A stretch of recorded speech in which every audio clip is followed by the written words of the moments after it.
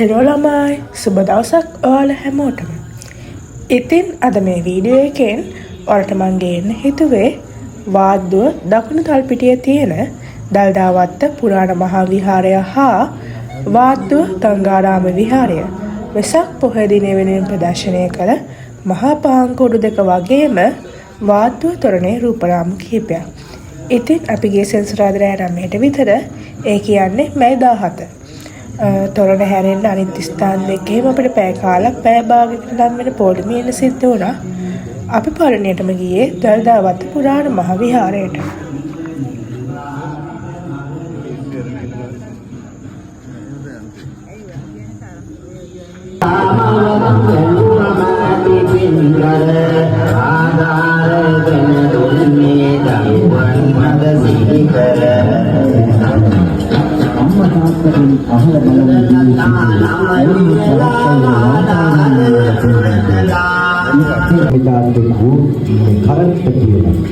මෙන්න කරත් රෝද කැරෙනවා කරත් මාම කෙනෙක් ඉන්නවා වදුපට වල දිනවා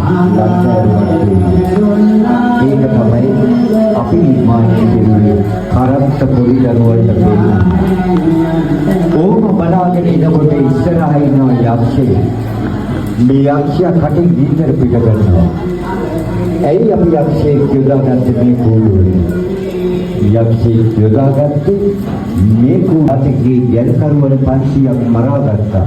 ඒ මරාගත්තේ යක්ෂ විමානයේ ගැල්කරුවල ගමන් කරන්නේ. ඒක පෙන්නන්න තමයි අපි මේ කුඩුවට යක්ෂයෙක් සම්බන්ධ කෙරුවේ. නැත්නම් මෙච්චර ලස්සන කුඩුවක් හදලා ඕගොල්ලෝ සන්තෝෂයෙන් යනකොට පිට වෙනකොට යක්ෂයෙක් දෙන්න බය කරන්නේ. මේ කතාව යක්ෂයෙක් කොහොමද මතක කරලා දෙන්නේ. මේ කුඩුවේ නැද තියෙන බුදු පිළිම හයක් බුදු රූප හයක් තියෙනවා. ඒ බුදු රූප හය පිටිපස්සේ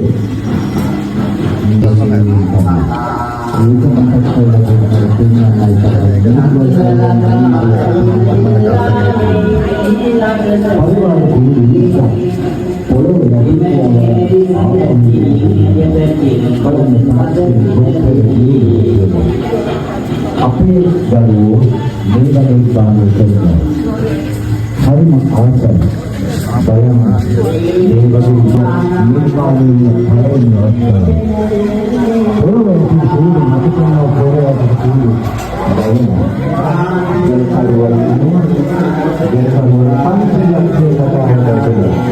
අපිට ජලකරුවන් 500ක් තියෙනවා ඒකයි ජලකරුවන් මේ වගේ ප්‍රමාණයක් දාලා තියෙනවා. තව දවස් 4ක් මේ කෝඩුව තියෙනවා. දැන් අපි ගණකාන්නේ බලන්න. රාත්‍රී 3කට තිබුණා. ඒ තිබුණේ වලව්වක් වගේ. අදේ කාලේ තියෙනවා දරුපයේ හෝටල් වල බිඳුලක. ඒක ඔයගොල්ලෝ බලන්න. තාක්ෂණික දිනුවා.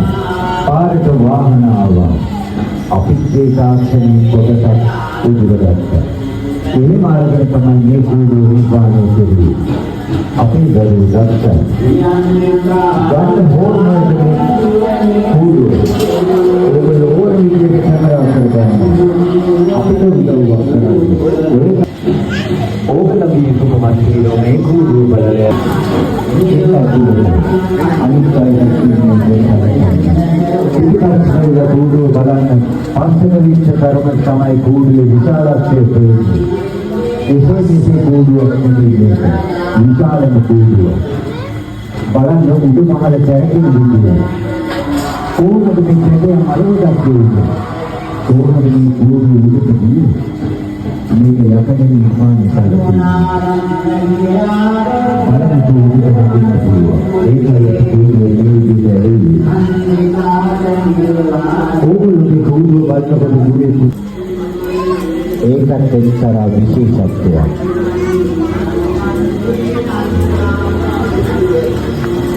බලන්න දැනට ලක්ෂ සංඛ්‍යාත ජනකායක් මේ කෝඩුව බැලුවේ. එළියට යනකොට සමහර මට කියලා යනවා සුපිරි කෝඩුවක් කියලා. ඕගොල්ලෝ එහෙම කියනකොට කූඩුව හදපු අපිට ලොකු ගැම්මක් ඇති වෙනවා.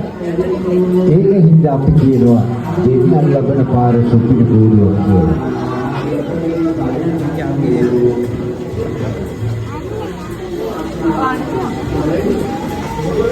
ඉතින් ඒ තමා දළදාවත්ත පුරාණ මහා විහාරයේ මහා පහන්කඩුව. ඊළඟට අපි ගියේ දළදාවත්ත ගංගාරාම විහාරයට.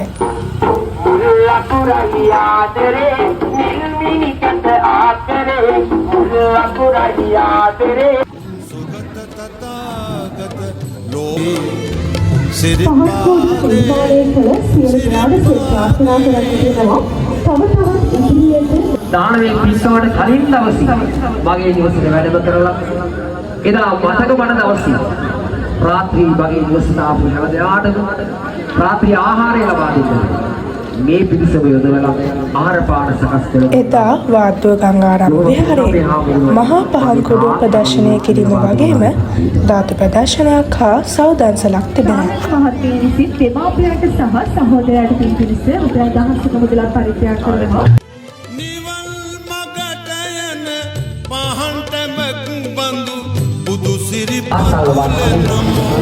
හැරක් උඩට අයිත් කරනවා ඒ වාහන කාල් කරන්නේ අනේ හැමතිනාම උච්චර කිව්වත් ආන්හල් වාහන එතකොට බලන්නකො මේ විශාල ජන ගංගාවට කොහොමද අපේ පහන් කෝලන නමකට අපසහයි ඒ ඉඳන් ආර්ඩුව මතක් කරන්නම්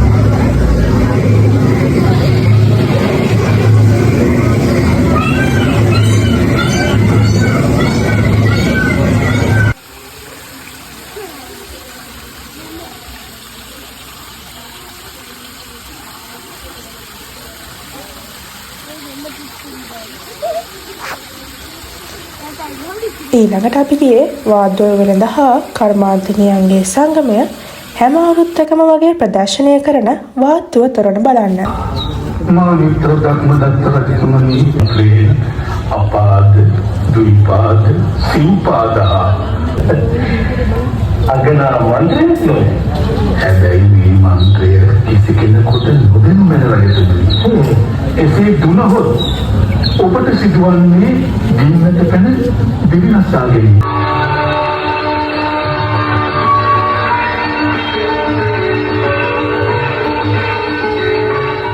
එසේ ගිවිසගත් නාරජු බ්‍රහ්මදත්ත රජුට මන්ත්‍රය උගන්වා වාද්‍ය නගරේ මම බලපු වෙසක් බලපු නොබලපු හැමෝටම බලන්න අවස්ථාවක් දෙන්නයි මේ වීඩියෝ එකෙන් මම උත්සාහ කළේ. මගේ උත්සාහය ගැන කමෙන්ට් එකක් දාගෙන යන්නත් අමතක කරන්න එපා. මේ මගේ පළවෙනි වීඩියෝව. ඔයාලට තවත් වෙසක් වීඩියෝ එකක් ඉක්මනටම ගේන්න මම හිතන් ඉන්නවා.